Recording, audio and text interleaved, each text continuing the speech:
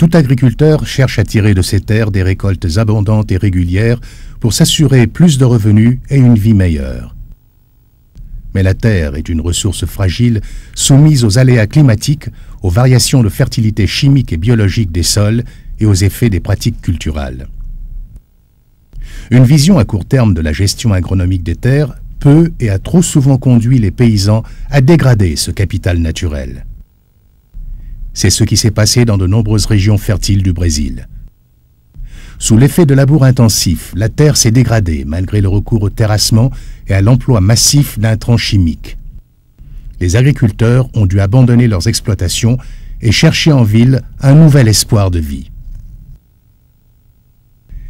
Mais depuis 20 ans, une nouvelle méthode de gestion des terres agricoles, le système du non-labour, a rendu l'espoir aux agriculteurs brésiliens en sauvegardant la productivité de leurs fermes. Cette méthode n'a pas été réalisée en un seul jour. Elle a demandé des mises au point constantes et de la persévérance. Mais aujourd'hui, le Brésil emblave 12 millions d'hectares grâce à ce système.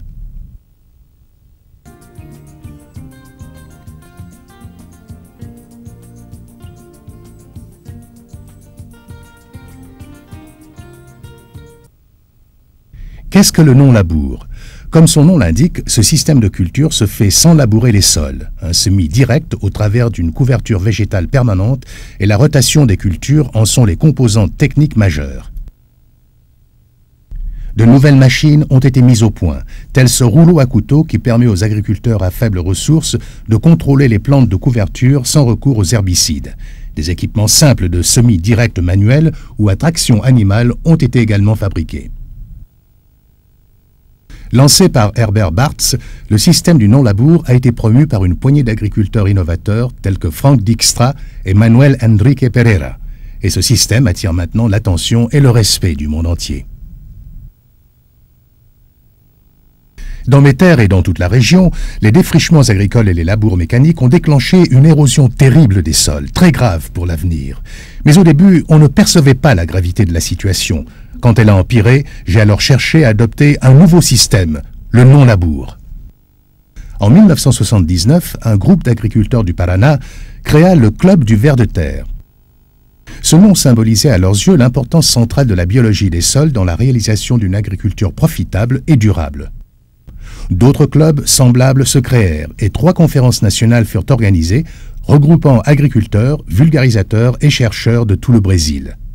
Au-delà des aspects techniques, les efforts ont porté dès le début sur la rentabilité du système, la formation et la stratégie de diffusion, ce qui entraîna finalement l'adhésion des plus sceptiques.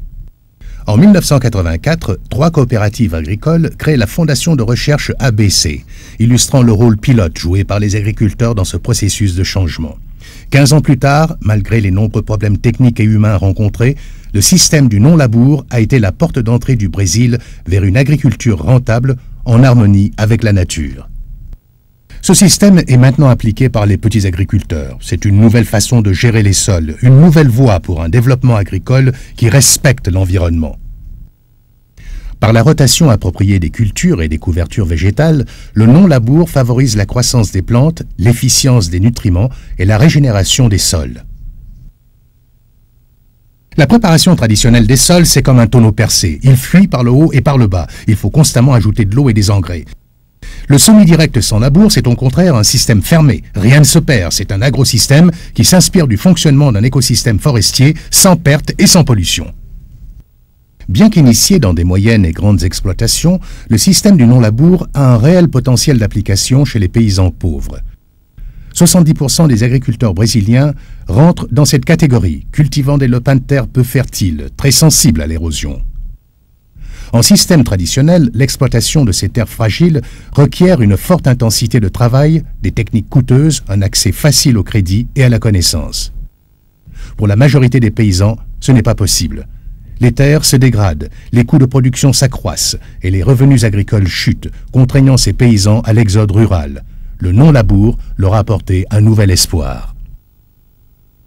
Pour un petit paysan comme moi, changer de méthode et adopter le système du non-labour, ça a été très difficile.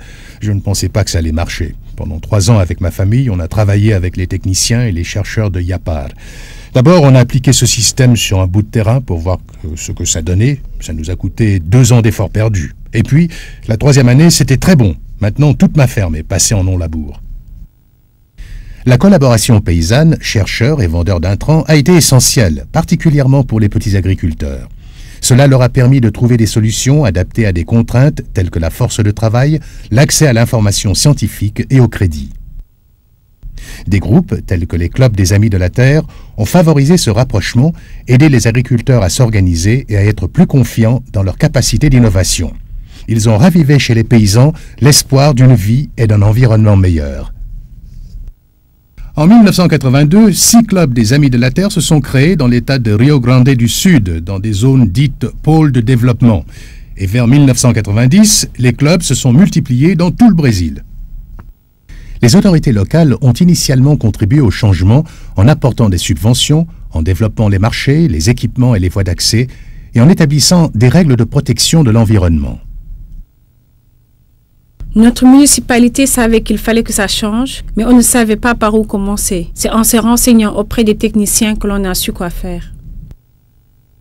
La gestion intégrée des bassins versants est une façon concrète de mettre en œuvre la décentralisation, en associant le secteur agroforestier à d'autres secteurs tels que transport et commerce.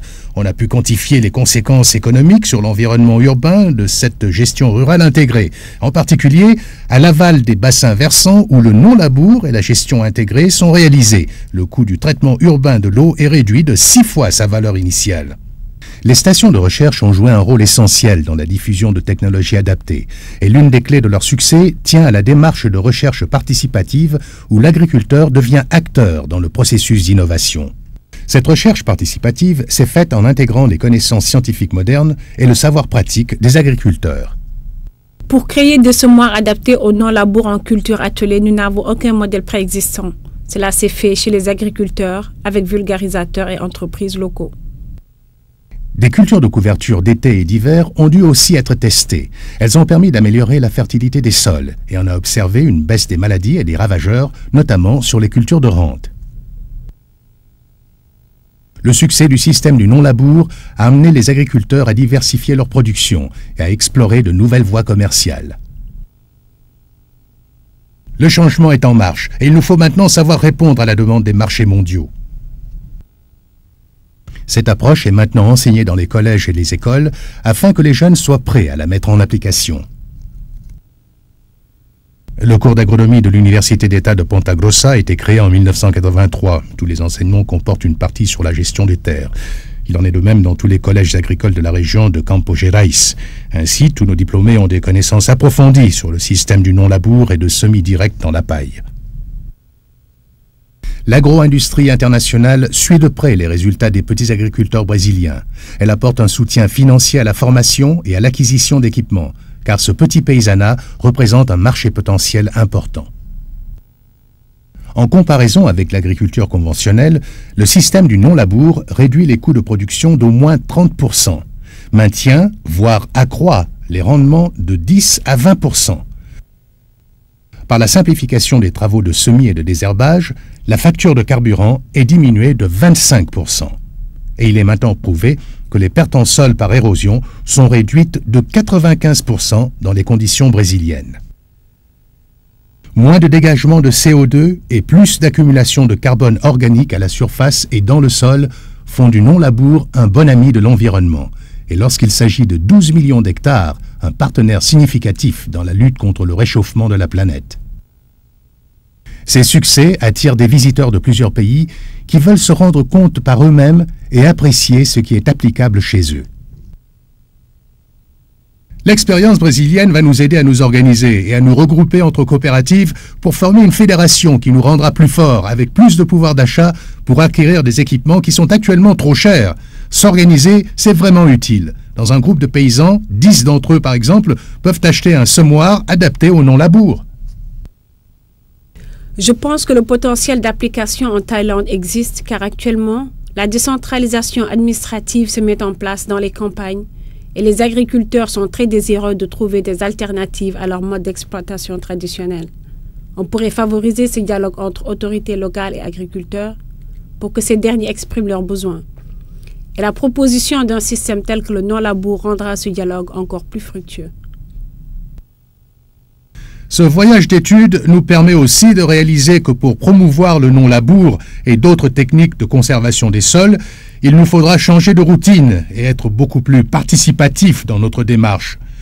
Nous devons faire participer plus activement les agriculteurs, les chercheurs et en fait toutes les parties prenantes dans ce processus de changement de façon à sélectionner des systèmes techniques appropriés répondant aux conditions spécifiques de nos localités.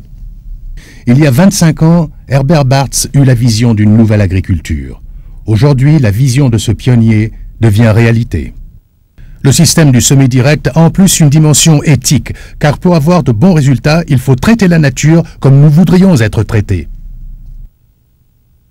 Le non-labour est une option gagnante. Il augmente la qualité de vie des agriculteurs, améliore leur récolte, et de plus, ce système protège les sols et en augmente la fertilité. Globalement, il réduit les coûts et permet une agriculture productive, rentable et durable. Plus encore, il contribue au maintien de communautés qui pourront compter sur leurs récoltes pour les générations futures. Et cela, sans dégrader le support de vie essentiel de notre planète, la Terre.